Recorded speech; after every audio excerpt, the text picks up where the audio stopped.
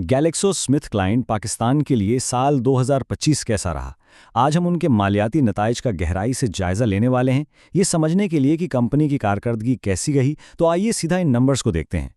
तो सबसे बड़ा सवाल यही है कि 2025 में GSK पाकिस्तान की परफॉर्मेंस कैसी रही। चलें सबसे पहले इसी का जवाब देखते हैं।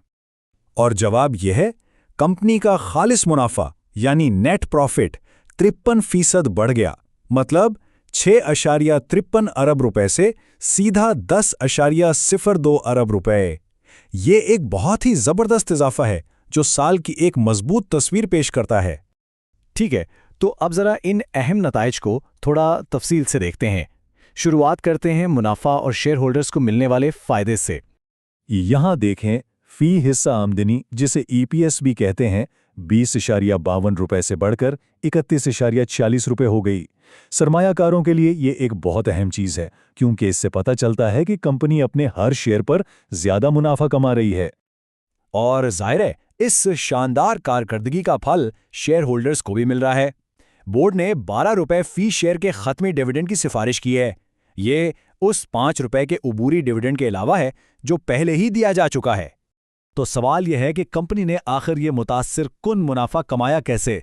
आइए इसके पीछे की वजूहात को समझने के लिए आमदनी और इखराजात का जायजा लेते हैं।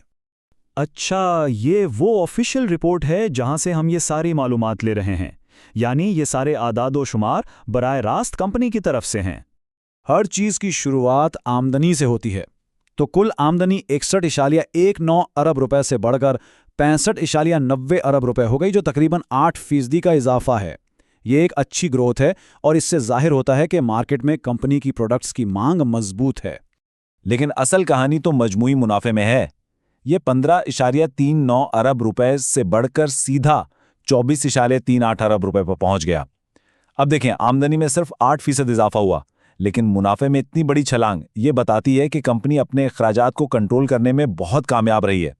और ये जो अच्छी कारकर्दगी का सिलसिला है, ये ऑपरेटिंग प्रॉफिट में भी नजर आता है।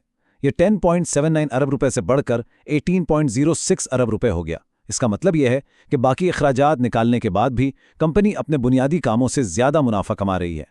मुनाफा कमाना तो एक बात है, लेकिन कंपनी की माली बुनियाद कितनी मजबूत है, इसके लिए कंपनी की बैलेंस शीट पर एक नज़र डालते हैं।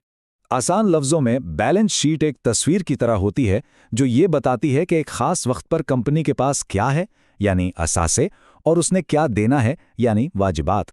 तो यहां भी अच्छी खबर है। कंपनी के कुल असासे 45.06 अरब रुपए से बढ़कर 50.68 अरब रुपए हो गए हैं।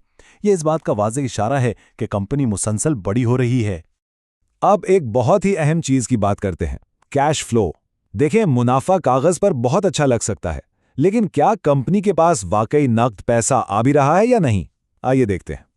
और यहां भी एक मुतासिर कुन इजाफा है। कंपनी ने अपने बुनियादी कामों से 8.66 अरब रुपए कैश बनाया, जो पिछले साल 5.06 अरब रुपए था।